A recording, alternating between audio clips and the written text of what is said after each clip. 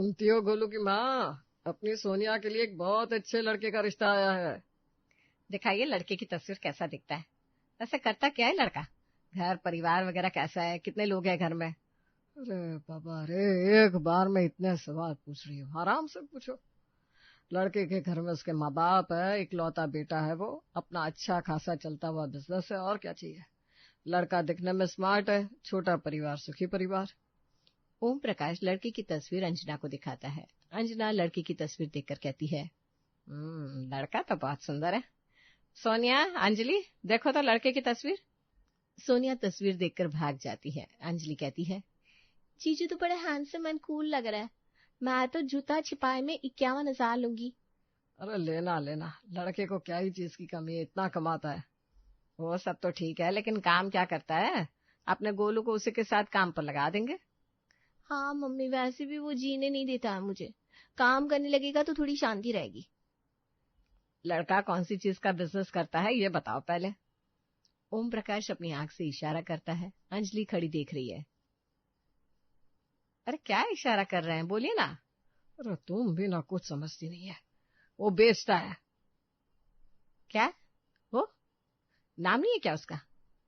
अरे परेश रावल की वो पिक्चर देखी है ना तुमने, उसमें 1 2 3 वो क्या बेचता है, वही बेचता है लड़का। नहीं, मैंने नहीं देखी, और देखा भी होगा तो मुझे याद नहीं रहता इतना। आपको बताने में इतनी शर्म क्यों आ रही है? कौन ये 1 2 3 पिक्चर, वो क्या है?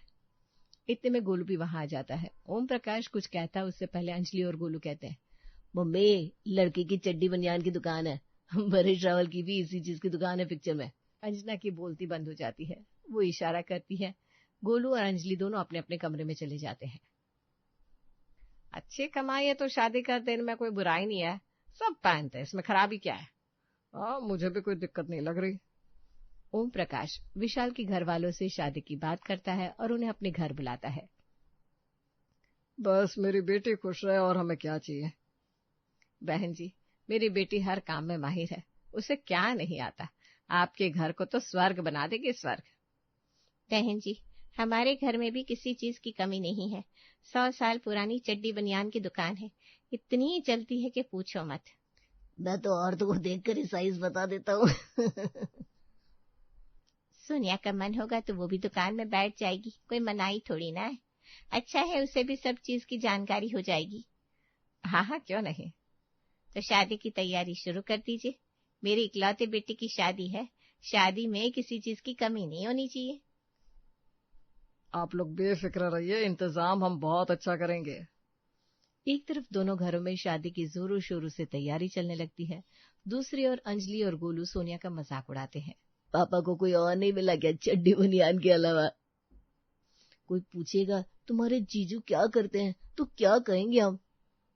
यही कि चड्डी बनियान की दुकान है, हर तरह की चड्डी मिलती है, लक्स, रूपा वगैरह वगैरह। दोनों हंसने लगते हैं। सोनिया को बहुत तेज गुस्सा आने लगता है। वो उठकर दूसरे कमरे में चली जाती है। दिन बीतने लगते हैं और दोनों की शादी हो जाती है। शादी होकर दोनों आराम से रहने लगते हैं। सोनिया की जिंदगी अच्छे से कटने लगती है। एक रोज सोनिया की सहेली का फोन आता है। क्या हाल है सोनिया, कैसी है तू? यार तेरी शादी में नहीं आ पाई, मिस कर दिया मैंने, बाहर थी ना। पर मैंने पिक्चर्स देखी थी तेरे हनीमून की। कहाँ गए थे वैसे? यार मैं मलेशिया गई थी। वाह, तेरी तकदीर चमक गई है। बहुत अच्छा लगा मुझे ये जानकर। तेरी शादी अच्छे घर में हो गई है, चलो अच्छा है। हाँ यार, सब बहुत अच्छे मेरे ससुराल में। लगता ही नहीं है कि मैं ससुराल में हूँ। मम्मी जी तो मुझे अपनी बेटी ही समझती हैं। वैसे तेरे हस्बैंड क्या करते हैं? ये सवाल सुनकर सोनिया का मुंह बंद हो जाता है। उसे समझ में नहीं आता कि वो क्या जवाब दे। उनका कपड़े का काम है। क्या सेल करते हैं वैसे? वो अंदर पहनने वाले कपड़े होते हैं ना, वही। क्या अंदर पहनने वाले कपड़े कौन से होते हैं? अरे वो जो तू नहीं पहनती क्या, अंदर, वही। अच्छा, तेरे पति की चड्डी बनियान की दुकान है। मैं क्या, वो तो सब पहनते हैं। इसमें इतना सोच क्या रही थी, मुझे बोल सकती है। अब मैं अपने पति के लिए तेरी ही दुकान से लूंगी माल, डिस्काउंट देगी ना तू? पैसे बस चड्डी बनियान में इतनी कमाई हो जाती है कि इंसान विदेश भी घूमे। सोनिया की सहेली फोन रख देती है। सोनिया को बहुत शर्मिंदा महसूस होता है। पापा को पूरी दुनिया में मेरे लिए यही चड्डी बनियान वाला मिला था। इधर ओम प्रकाश के घर उसके कुछ दोस्त आते हैं और सब बातें करने लगते हैं। क्या पीना है भाई, चाय या कॉफी? यार हमारी तो पहली पसंद चाय ही है। अंजलि बेटा 5 कप चाय ले आना। जी पापा। अंजलि सबके लिए चाय के साथ पनीर पकौड़े भी लेकर आती है। अरे वाह, तेरी बेटी तो बहुत समझदार है। अभी ढोकले बन रहे, बस 5 मिनट में लाती हूँ। नहीं बेटा, ये बहुत है, हम मिलने आए या खाने पीने। अंजलि रसोई में चली जाती है। फिर ओम प्रकाश कहता है, अंजलि के हाथों में जादू है, खाओगे तो खाते रहोगे। सोनिया की शादी हो गई, अब इसके लिए भी अच्छा लड़का देखने लग। वैसे तेरा जवाई क्या करता है? दोस्त के इस सवाल पर ओम प्रकाश का मुंह बंद ही हो जाता है। फिर हिचकिचाते हुए कहता है, वही अपना बिजनेस है, अच्छा खासा चलता है। अरे वो तो पता है बिजनेस है, पर किस चीज का? परेश रावल की पिक्चर देखिए ना, 1 2 3, उसी का बिजनेस है। अच्छा, चड्डी बनियान की दुकान है। तेरा दामाद दिन भर यही करता रहता होगा। ये 36 आता है, तुझे 38। तुम्हारी तो साइज देखकर बता देता होगा। सब हंसने लगते हैं और ओम प्रकाश का बहुत मजाक उड़ाते हैं। इधर विशाल सोनिया को खुश रखने में कोई कमी नहीं छोड़ता और सोनिया के साथ साथ अपने ससुराल वालों का भी ध्यान रखता है। एक रोज दुकान से आते ही विशाल सोनिया से कहता है, सोनिया जल्दी से तैयार हो जाओ, हम मूवी चलेंगे और रास्ते में अंजलि और गोलू को भी ले लेंगे। ठीक है। सोनिया तैयार होने जाती है। उधर विशाल अंजलि को फोन करता है, अंजलि तुम और गोलू 10 मिनट में तैयार हो जाओ, हम मूवी चल रहे हैं, फिर बाहर ही खाते पीते आएंगे। ठीक है जीजू, वैसे भी बहुत दिन से मैं कहीं नहीं गई हूँ। पापा को तो एक जरा टाइम नहीं होता हमें कहीं ले जाने का। विशाल और सोनिया घर से निकलते हैं और रास्ते में अंजलि और गोलू को पिक कर लेते हैं। मूवी देखकर जब सब निकलने लगते हैं तब वहां गोलू को उसका दोस्त मिल जाता है। गोलू भाई कैसा है? ठीक हो, तू बता कैसा है? बहुत दिनों बाद। जीजू आप लोग चलो, मैं आता हूँ। विशाल सबको लेकर गाड़ी तक जाता है। इधर गोलू का दोस्त कहता है, ये तुम्हारे जीजू है, इनकी तो कच्चे बनियान की दुकान है ना? हाँ मेरे जीजू है। अरे दोस्त, अब तो तुझे भी आदत हो गई होगी।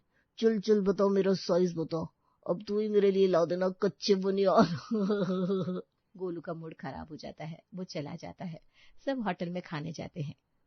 जिसको जो खाना है ऑर्डर कर लो। गोलू तू भी ऑर्डर कर, बैठा क्यों है? मुझे कुछ खाने का मन नहीं है, पेट भरा है मेरा। अंजलि समझ जाती है कि गोलू को किस बात का बुरा लगा है। खाना खाकर विशाल गोलू और अंजलि को घर छोड़ देता है। गोलू घर में आते ही कहता है, मम्मी क्या पापा को पूरी दुनिया में जीजू ही मिले थे दीदी की शादी के लिए? कितनी शर्मिंदगी झेलनी पड़ती है मुझे हर बार। चड्डी बनियान की दुकान है, हट। मुझे अब कहना मत जीजू के घर जाने को, ना ही मुझे उनके साथ कहीं जाना है। मैं नहीं कहूंगी, मुझे तो खुद इतना खराब लगता है जब मेरी सहेलियां मुझसे पूछती है तुम्हारा दामाद क्या करता है, और मैं बोल भी नहीं पाती। गलती तो मुझसे हुई है। मैंने ये सोचकर शादी की ताकि मेरी बेटी खुश रहे, उसे उसका पति टाइम दे सके, लेकिन अब मैं कान पकड़ता हूँ। अब मैं किसी बिजनेसमैन को अपनी बेटी नहीं दूंगा। अंजलि की शादी मैं एक पढ़े लिखे लड़के से करूंगा जो नौकरी करता हो। अरे किसी को बोलने में शर्मिंदा तो महसूस ना होना पड़े। ऐसी भी कोई बुराई नहीं है जीजू के बिजनेस में।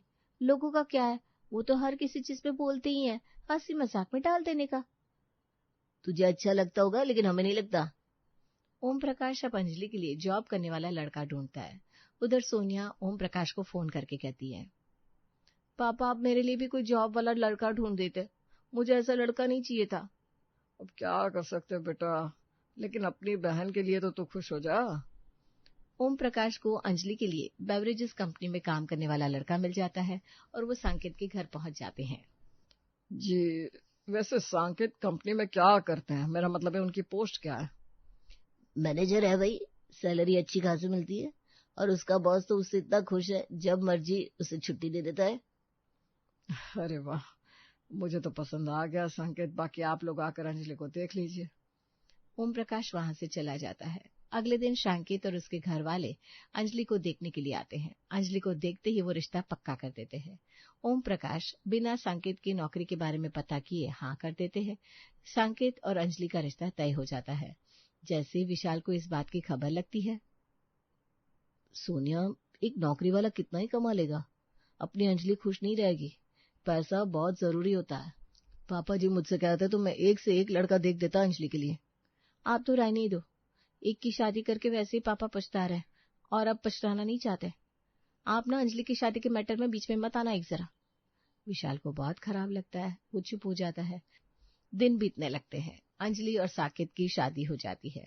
शादी के 15 दिन तक सब कुछ सही रहता है। एक रोज अंजना और सोनिया अंजलि को फोन करते हैं। बेटा तेरे ससुराल में सब ठीक तो है ना? साकेत जी तुझे घुमाते फिराते तो है ना? हाँ मम्मी सब अच्छा है, मैं भी बहुत खुश हूँ, मुझे किसी चीज की कमी नहीं है, बस दीदी की तरह विदेश नहीं जा पाई मैं हनीमून में। अरे कुछ नहीं पड़ा है विदेश में, वहां भी ऐसे ही रोड है, उल्टा अपना भारत ज्यादा अच्छा लगता है मुझे। बाकी सब तो ठीक है ना? हाँ सब ठीक है दीदी।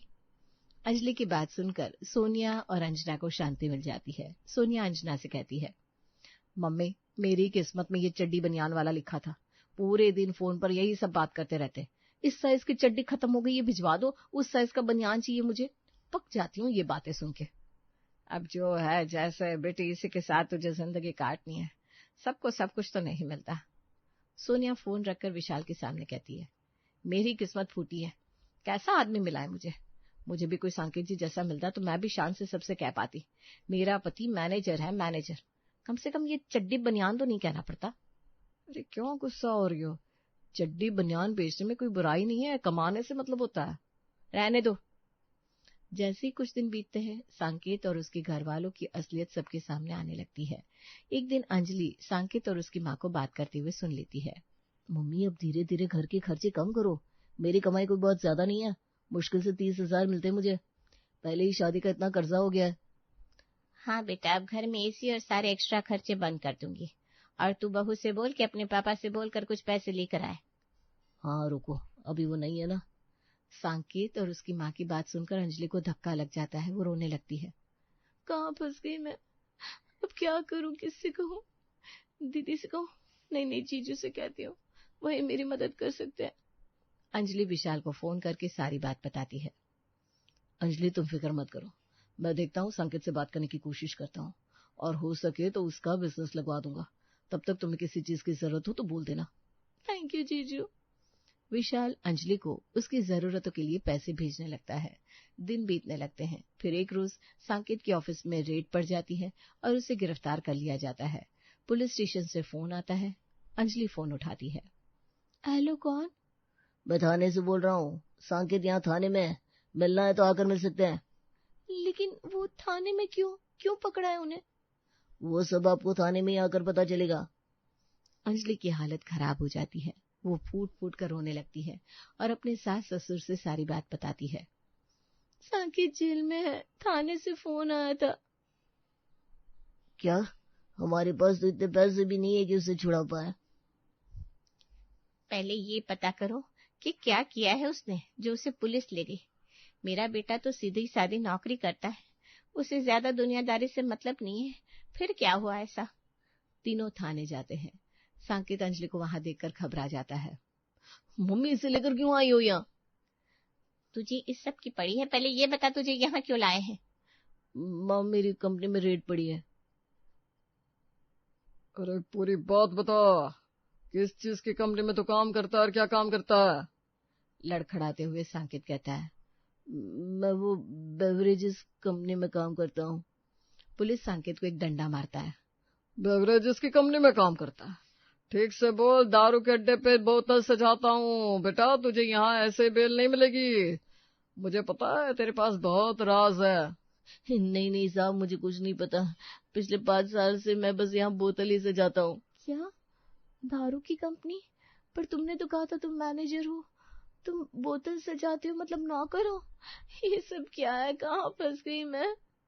पापा मेरी बेल करवाओ कुछ भी करके, मुझे नहीं पता, मेरे पास कोई राज नहीं है। बेटा बेल तुझे ऐसे नहीं मिलने वाली, अब तू या तो सच कहेगा या जिंदगी भर यहीं रहेगा। अंजलि अपने मायके फोन करके ओम प्रकाश को सब बताती है। ओम प्रकाश, अंजना और गोलू भी थाने पहुंचते हैं और इधर से सोनिया भी आ जाती है। सबको जब सांकेत और उसके परिवार की असलियत पता चलती है, तब ओम प्रकाश कहता है, अब क्या होगा, इस झमेले में बेल मिलना तो थोड़ा मुश्किल ही है, फिर भी मैं कोशिश करता हूँ। अंजलि रो मत, हम है ना। ओम प्रकाश बहुत जगह फोन मिलाता है, लेकिन कोई उसकी मदद करने को तैयार नहीं होता। मेरे हाथ में कुछ नहीं, पैसे के साथ साथ पहुंच होनी चाहिए, कुछ समझ में नहीं आ रहा क्या करूं। पता होता कि ये शराब की दुकान पर काम करता है तो मैं कभी भी अंजलि की शादी इस लड़के से नहीं करवाता। 2-3 घंटे तक सब थाने में बैठे रहते हैं। तब पुलिस वाला कहता है, बैठकर काम नहीं चलेगा, छुड़वाना है तो ठीक, वरना आप सब अपने घर जाइए। सबका मुंह सूख जाता है। अंजलि और उसकी सास का रो रो कर बुरा हाल हो जाता है। इतने में ही विशाल का फोन सोनिया को आता है और वो कहती है, कहाँ हो सोनिया, घर नहीं आई अभी तक? थाने में बैठी हूँ। तुम रुको, मैं आता हूँ। विशाल सोनिया की बात सुने बिना ही थाने पहुंच जाता है। अरे क्या हुआ ऐसा जो सब यहाँ है? जीजू। अंजलि रो रो कर विशाल को सारी बात बताती है। तुम चिंता मत करो अंजलि, मैं अभी तुरंत बिल करवाता हूँ साकेत की। विशाल पुलिस से बात करता है और अपने कस्टमर को फोन लगाता है जिसकी आगे तक पहुंच होती है। मेरे साड़ू को कैसे भी छुड़वा दीजिए इस लफड़े से, उसका कोई हाथ नहीं है, वो तो बस वहां काम करता है। ठीक है, मैं करता हूँ कुछ। आदमी थाने में फोन करता है। फिर विशाल एक मोटी रकम देकर साकेत को छुड़वा लेता है। बेटा, मैं तुम्हारा ये एहसान कभी नहीं भूलूंगी। ये क्या बोल रही हैं आंटी जी आप? मैं भी तो आपके बेटे की तरह ही हूँ। और हाँ साकेत, तुम अब नौकरी छोड़ दो, मैं तुम्हें बिजनेस करवा दूंगा। ओम प्रकाश की आंखें भर आती है। जिसे मैं चड्डी बनियान कहकर गाली देता रहा, आज उसी ने मेरी इज्जत बचा ली। अब मुझे समझ में आ रहा है, जिसे मैं पत्थर समझ रहा था वो तो हीरा है, और जिसे हीरा समझा वो पत्थर निकला। मुझे माफ कर दो दामाद जी। अरे क्या बोल रहे हैं पापा जी आप? सब अपने अपने घर चले जाते हैं। सोनिया भी विशाल से माफी मांगकर उसकी इज्जत करने लगती है। विशाल साकेत को भी अपने साथ चड्डी बनियान की दुकान में लगा लेता है और विशाल की इज्जत सबकी नजर में और भी बढ़ जाती है।